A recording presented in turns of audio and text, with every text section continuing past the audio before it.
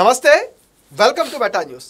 ఇక ఈరోజు టాపిక్ వచ్చేసి కూటమి ప్రభుత్వం అధికారంలోకి రాకముందు 6 హామీలు ఇచ్చింది. ఒక్కొక్క హామీ నెరవేర్చుకుంటూ వస్తుంది. ఇప్పుడు అందులో ఒక కీలకమైన హామీ ఫ్రీ బస్.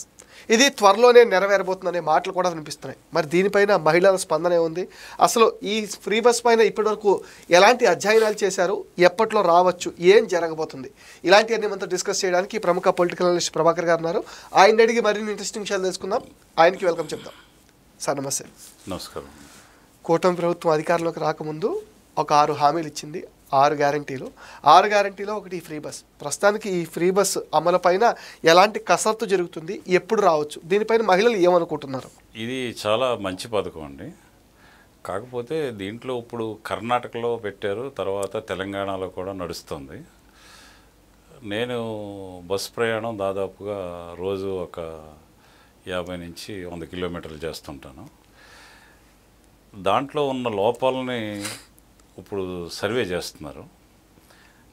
వాటిని అధిగమించి లోపరహితంగా ఉండేట్టు చేస్తే బాగుంటుంది అనేది ఆలోచన. అందుకే కంగారు పడకుండా అది చేస్తున్నారు. ఇంకా కొంతగా వేరువేరు ఇబ్బందులు కూడా ఉన్నాయి.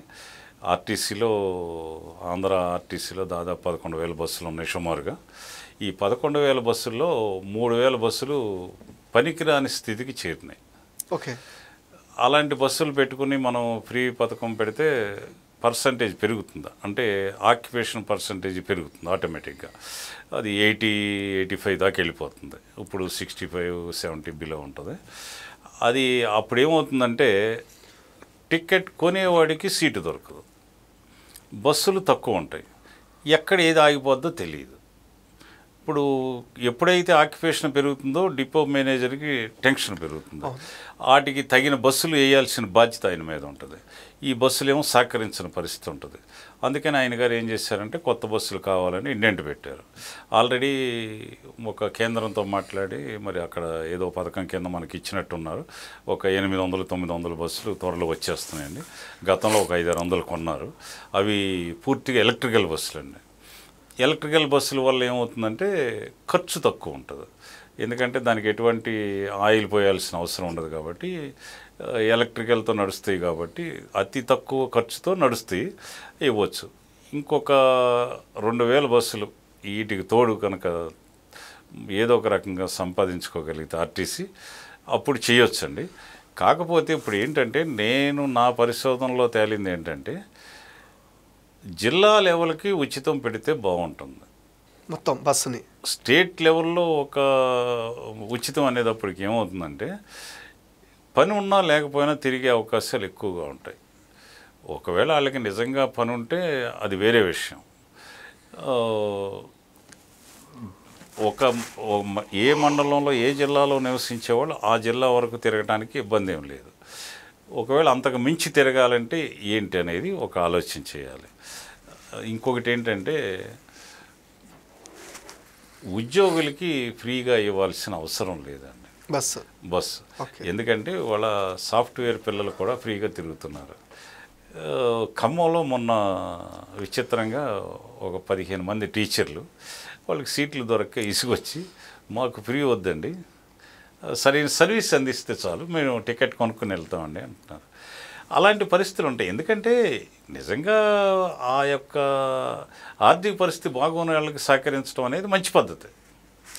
కానీ ఆర్థిక పరిస్థితి బాగుండి ₹1,00,000 ఉద్యోగం చేసుకునే వాళ్ళకి మీరు ఫ్రీ ఇవ్వటం వల్ల ఎవరికి ఉపయోగం ఉండేది?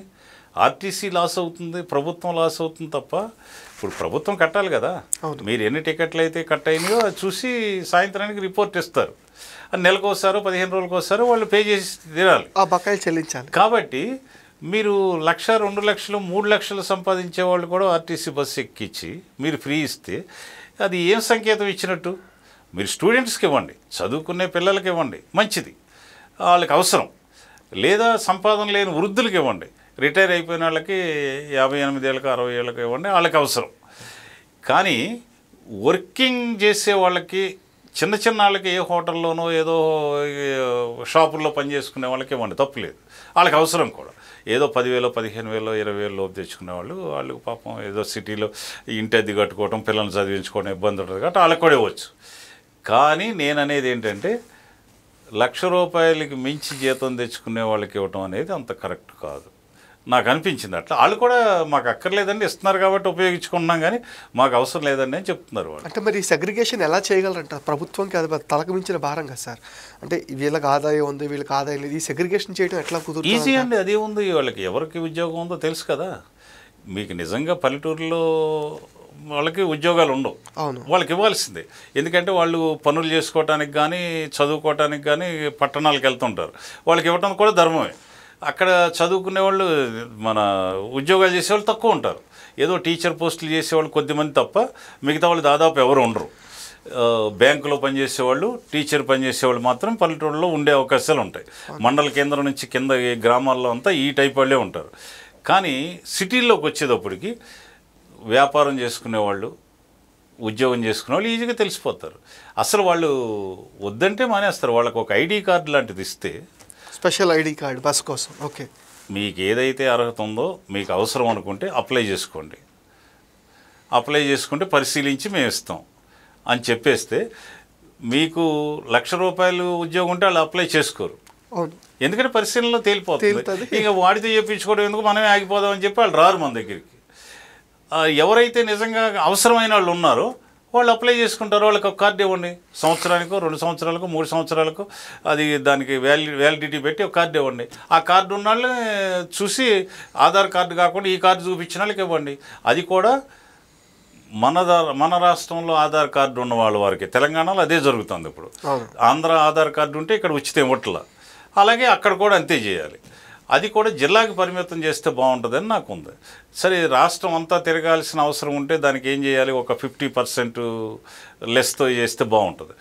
ఎందుకంటే నిజంగా అవసరం ఉన్న వాళ్ళే వెళ్తారు. అప్పుడు దానికి ఒక 50% లెస్ చేయండి. ఆ కార్డు ఉన్న వాళ్ళకి 50% లెస్ చేసి కొట్టేయండి. అది దాటితే ఇవన్నీ చూడటం కొంచెం కష్టమైనప్పటికీ ఆర్టీసీ బ్రతకాలంటే ఇవి చెయ్యాలండి. ఎందుకంటే ప్రజల సొమ్ము మనం అనవసరంగా దాన ధర్మాలు చేసినా కూడా వేస్ట్ అయిపోతుంది, ఉపయోగం లేదు.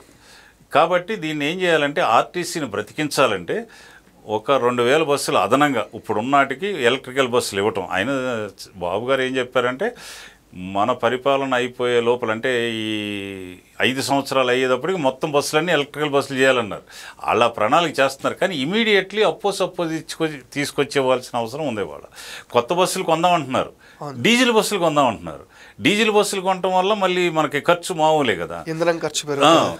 ఆ అప్పేదో చేసి కొంచెం ఎక్కువైనా మీరు ఎలక్ట్రికల్ బస్సులే తెస్తే, బ్యాంక్ దగ్గరదండి, ఇంకా వేరే సంస్థల దగ్గరదండి, కేంద్ర ప్రభుత్వం హెల్ప్ తీసుకోండి, లేకపోతే ప్రభుత్వం గ్యారంటీ ఇచ్చి బ్యాంకులతో ఇప్పించండి, ఏదో ఒకటి చేసి ఎలక్ట్రికల్ బస్సులు ఒక 3000, ఇప్పుడు ఉన్నాటికి తోడు ఒక 500-600 ఉన్నాయి. ఒక 1800 ఏమో కేంద్ర ప్రభుత్వం ఇచ్చింది, అంటే ఒక 1200-1300 ఉన్నాయి. ఇంకొక 2000 తెచ్చుకుంటే మీకు సఫిషియెంట్ బస్సులు వచ్చేస్తాయి. ఒక 3000 పాతబడిన బస్సులన్నీ తీసేయచ్చు, ప్రజలకి కావాల్సినవన్నీ వచ్చేస్తాయి. అప్పుడు ఈ ఐడి కార్డు సిస్టమ్ ఒకటి పెడితే మీకు అనవసరమైన వాళ్ళు దాంట్లో ఎక్కరు. మహిళ అయినంత మాత్రాన ఉచితంగా ఇవ్వాలి అనటం కరెక్ట్ కాదు. అర్హత కలిగిన వాళ్ళకి మాత్రమే ఉంది. స్టూడెంట్స్కి ఇద్దాం, వృద్ధులకి ఇద్దాం, లేదా చిన్న చిన్న పేదలకి ఇద్దాం. అర్హత ధనవంతులకి, పెద్ద పెద్ద ఉద్యోగాలు చేసుకునే వాళ్ళకి మనకు అక్కర్లేదు. ఆ సిస్టమ్ ఎప్పుడైతే చేయగలుగుతారో తప్పకుండా సక్సెస్ అవుతుంది, ఉపయోగపడుతుంది, ప్రభుత్వానికి కూడా భారం తగ్గుతుంది. కాబట్టి ఈ రకంగా చేసుకుంటే బాగుంటుంది అనేది నేను సూచన చేస్తున్నాను. వాళ్ళు ఆల్రెడీ పరిశీలిస్తున్నారు, వాళ్ళ దృష్టికి ఇంకా ఏమేమి వస్తున్నాయో తెలియదు. మేధావులు ఉన్నారు, వాళ్ళందరూ కలిసి మంచి సూచనలు చేస్తారు.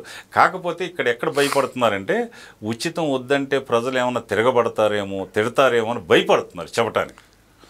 పేద ప్రజలకు ఇవ్వద్దంటే తప్పు, కానీ ధనవంతులకి ఇవ్వద్దంటే అది రైట్. అది చెప్పాలి, చెయ్యాలి.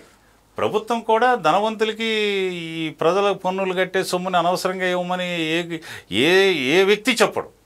కాబట్టి ధనవంతులకు వద్దు, వ్యాపారులకు వద్దు, పెద్ద ఉద్యోగాలు చేసేవాళ్ళకి వద్దు. పేద మహిళలకు ఇవ్వండి, చిన్న ఉద్యోగాలు చేసుకునే వాళ్ళకి ఇవ్వండి, స్టూడెంట్స్కి ఇవ్వండి, వృద్ధులకి ఇవ్వండి, బస్ చాలు. జిల్లా దాటి బయటికి వెళ్ళాలంటే 50% డిస్కౌంట్ ఇవ్వండి టికెట్ మీద, చాలు. అది ఒక్కటి చేసినప్పుడు ఏమవుతుందంటే చాలా బర్డెన్ తగ్గిపోతుంది, ఎక్కువ ఆక్యుపేషన్ పెరగదు, అవసరమైన వాళ్ళు మాత్రం వస్తారు. ఇప్పుడు చాలా చోట్ల చూస్తున్నా, ఎక్కడ కాఫీ బాగుంటుంది, ఎక్కడ చీరలు బాగున్నాయి, అట్లా కూడా అంత ఇదైపోయింది. ఎందుకంటే అలా తప్పంటానికి లేదు, అవకాశం ఉంది కాబట్టి ఉపయోగించుకుంటున్నారు. ఓ 10 మంది కలిసి ఒక అపార్ట్మెంట్లో ఒక 5-6 కలిసి సరదాగా వెళ్ళొద్దాం అనుకుంటున్నారు. ఇదివరకు కార్లు గీర్లు ఉపయోగించడం ఏం లేకుండా బస్సులు ఎక్కుతున్నారు, వెళ్తున్నారు, ఒక మంచి షాపింగ్ మాల్కి వెళ్తున్నారు, అక్కడ కావాల్సినవి కొనుక్కుంటున్నారు, ఎంత దూరమైనా వెళ్తున్నారు, మళ్ళీ వస్తున్నారు. దానివల్ల ఏమవుతుందంటే నిజమైన ప్రయాణికులకు కొంచెం ఇబ్బంది కలుగుతుంది. అట్లా అవసరం లేని వాళ్ళు ప్రయాణం చేయటం వల్ల అది వాళ్ళకి అవసరమే కావచ్చు, కానీ ఇది ఈ ఉచితం లేనప్పుడు అవసరమైన వాళ్ళు ఒకళ్ళిద్దరు వెళ్తారు. పక్క వాళ్ళని 7-8 మందిని మీరు కూడా చూద్దాం రండి ఏం పోయిందిలే అనేది రాదు, బస్ ఛార్జీలు లేవు కదా, లేదు కాబట్టి వెళ్తున్నారు. ఎక్కడ ఫంక్షన్స్ ఉన్నాయి, వెళ్ళిపోదామంటే వెళ్ళిపోదామని అందరూ వెళ్ళిపోతున్నారు. ఇలాంటిది తగ్గించాల్సిన అవసరం ఉంది. ఎందుకంటే అది ప్రజల సొమ్ము, ప్రజలకి అవసరమైన వాళ్ళకి ఉపయోగపడాలి. అలా చేస్తే ఇలాంటి కొంచెం ఇబ్బందుల్ని అధిగమించడానికి ప్రయత్నం చేసి ధైర్యంగా ముందుకెళ్తే ప్రజలు హర్షిస్తారు కూడా. దీన్ని ఎవడో తప్పు పట్టరు. ఎందుకంటే మన అవసరమైనడికి ఇవ్వద్దంటలేదు కదా, అవసరమైనడికి ఇమ్మంటున్నాం, అవసరం లేనాడికి తగ్గించమంటున్నాం. వాళ్ళే కోరుతున్నారు. ఖమ్మంలో లేడీ టీచర్స్ ప్రకటించారు, పేపర్లో కూడా వచ్చింది, మీడియాలో కూడా వచ్చింది, అంతా వచ్చింది. అలాంటి వాటిని దృష్టిలో పెట్టుకుని అవి పరిశీలించి ఇది కనుక నిర్ణయం చేస్తే తప్పకుండా సక్సెస్ అవుతుంది, ప్రజలకు కూడా అవుతుంది. ఆగస్టు 15 నుంచి ఇద్దామని చెప్పి బాబు గారు చెప్తున్నారు. సరే, అప్పుడు ఏదన్నా ఇబ్బంది ఉండి బస్సులు ఏమన్నా టైంకి రాకపోతే ఇంకొక నెల వాయిదా పడ్డా అక్టోబర్ 2కైనా ఇచ్చేస్తారు, గ్యారంటీగా చేస్తారు. చేయలేనంత ఇదేం కాదు. బాబు గారి సమర్థతకి ఇది చాలా చిన్న విషయం. కాకపోతే ఏంటంటే ఆర్టీసీ మీద భారం పడకుండా బస్సులు లేనప్పుడు వాళ్ళని ఇబ్బంది పెడతాం, స్టాఫ్ ఇబ్బంది పడతారనే ఉద్దేశంతో కొంచెం లేట్ చేస్తున్నారు అంతే. Thank you sir. ఇది ఇవాళ స్పెషల్ డిస్కషన్. ఈ వీడియో పైన మీ విలువైన ఒపీనియన్ని కామెంట్ సెక్షన్లో పోస్ట్ చేయండి. మీరు ఇచ్చే కామెంట్స్తో మరిన్ని ఇంట్రెస్టింగ్ వీడియోస్ మీకు అందిస్తాం. అండ్ మీరేం చేయాలో మీకు తెలుసుగా, ఈ వీడియోస్ని లైక్ చేయండి, షేర్ చేయండి, మెటా న్యూస్ని సపోర్ట్ చేయండి, సబ్స్క్రైబ్ చేయండి.